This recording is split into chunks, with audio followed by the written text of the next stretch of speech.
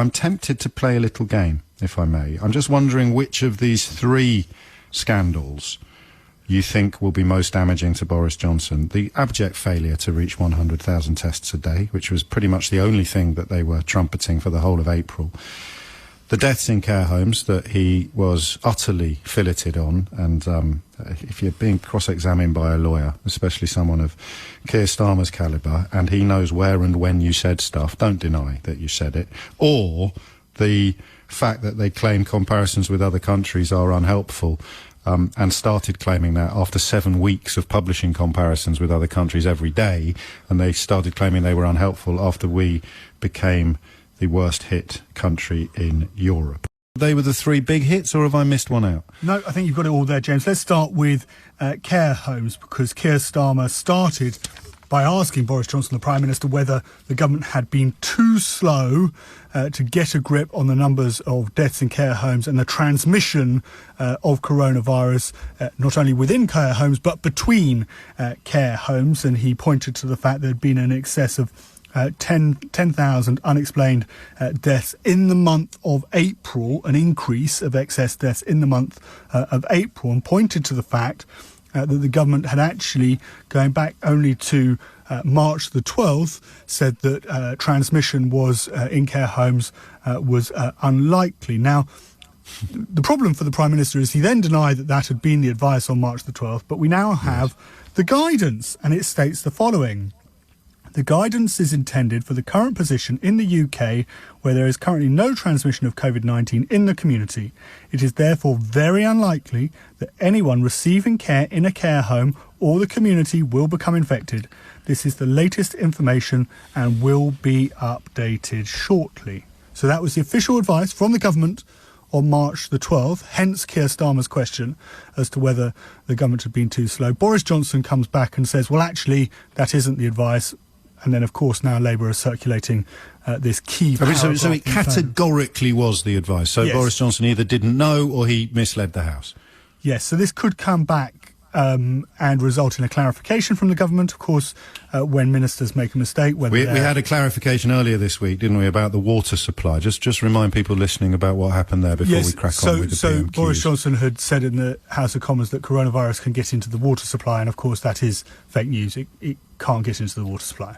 So there had to be again either misleading the House or simply not knowing what is the detail going on under his own nose. I know these comparisons are often unhelpful, but could you imagine if Diane Abbott had made a mistake like that at a dispatch box? It would never ever be forgotten, would it? But most people probably aren't even aware that Boris Johnson did it. It needed to be clarified afterwards by the House of Commons. So from the care homes to international comparisons, yeah, why not? Yes, why not? So up until the point at which the UK topped the grim, tragic death toll, each death and misery for the families who have lost a loved one. Up until that point, where the UK was the highest in Europe, the government, as Keir Starmer pointed out, would publish during the daily briefing a series of slides. And one of those slides... Sorry to interrupt again. Just to clarify, what you're describing happened every single day for 7 weeks. Yes. Every single day for every single week of these daily briefings. So they go up on a large television screen, and then they're circulated by email to journalists. And many of the slides vary from day to day, depending on what point the ministers or officials are trying to prove. But one slide was constant. It was there every day, and that was the international comparisons. And the UK, for much of those 7 weeks, wasn't at the top, because we weren't at the top. And then, of course, we started to include care home deaths and deaths outside of an NHS hospital setting. And at first it didn't happen. We were second, but then we came out top. And then we stopped publishing them when we came out top. And Keir Starmer said, well, hang on a moment, why did you stop publishing this international comparison that you had published every single day? And Boris Johnson turned around, as you heard him there in the House of Commons, and said, well, we find these comparisons unhelpful. They will be stark, but we'll publish them at the very end because that would be more helpful. But Keir Starmer then turned around and said, well, hang on, it was you who was publishing them up until that point at which we came out top. So every single day. So why are you now saying, we can't publish them because comparisons are unhelpful? Is it because the comparison where we come out top is unhelpful, but when we don't come out top, when we're sort of middle of the road, then it's fine to publish them? Could it be a coincidence? No, not really. I mean, that's the point that Keir Starmer's making. It's difficult to see how it's a coincidence, isn't it? Well, I'm just trying to... We come out top. But Boris Johnson didn't get drawn on whether it just so happened these two things happened completely independently of each other. We ended up that is the worst death rate in Europe, and at the same time they decided to dispense with comparisons that had previously been trumpeted every single day at every single press conference. It could be a coincidence. Boris Johnson in the House of Commons didn't say it was a coincidence. He just said he just ignored that point of the question. And that brings us to the testing, doesn't it? Which was, it felt sometimes as if that was, one hesitates to pat oneself on the back too enthusiastically, but we decided not to talk about that every day on this programme because it was something of a red herring, and yet even the red herring has now gone a bit rotten for them. So the strategy, which coincides with the easing of restrictions, is that you have this app on your phone, and they were going to test it on the Isle of Wight because it's a 140,000 population, and you put this app onto your phone, and it relies on Bluetooth, and you go about your daily business, and it registers. The app records all of the different numbers that you come into contact with within six feet of, and then you will be carrying on, and somebody might come down with symptoms who also has this app, and they take their app and they put in the fact they have symptoms. They immediately go and get a test because there's a test available, and it is found that they have COVID-19. At which point you will receive a ping on your phone to say, we can't tell you who, because of course there are privacy restrictions. Somebody you've come into contact with recently has COVID-19. Please can you then self-isolate initially, but please can you go and get a test?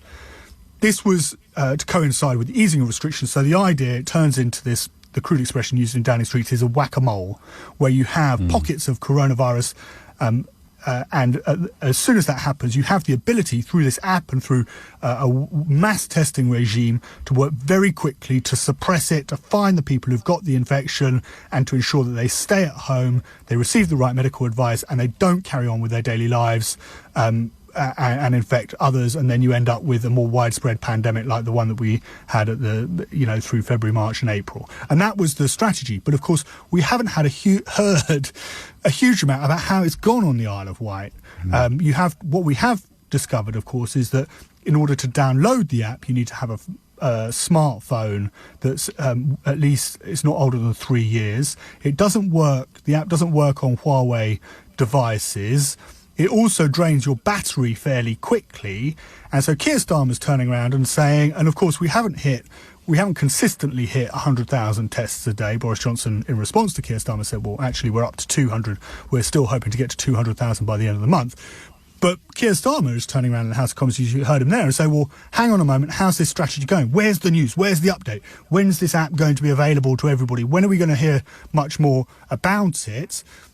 And we haven't heard a huge amount about it, but Boris Johnson is insisting, James, that don't worry, this is, I think his phrase was, absolutely vital to ensuring that we can reopen the government can reopen the economy, get the economy moving again, because we have this strategy in place that should there be a small outbreak of COVID-19 in one part of the country, we can very quickly deal with it.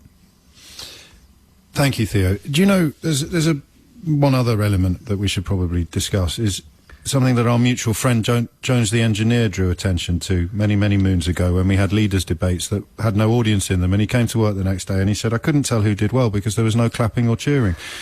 And that is relevant, isn't it, to what's going on here, because with a few hundred people behind him baying and barking regardless of how bad things were going for him, perhaps the impression many of the public got would be a little different, because that was just a humiliation.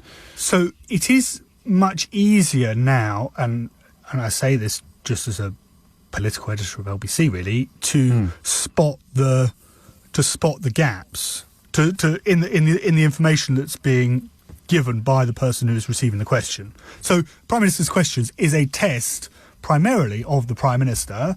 And of course, we're also looking as journalists at how well the Leader of the Opposition does in terms of the detail, what questions they can pick up on, what bits of information are there and questionable, or what bits of information are lacking, the ability to flip between various lines of questioning during those 6 questions. And it can be quite difficult when you have, and this was the case with Jeremy Corbyn and previously Theresa May and David Cameron and Boris Johnson, when you have a huge amount of heckling, of shouting, interruptions, the speaker getting involved, it can be quite difficult to analyse exactly who's done well and who's done badly. Now, especially with something like coronavirus, it's much easier to drill into the details.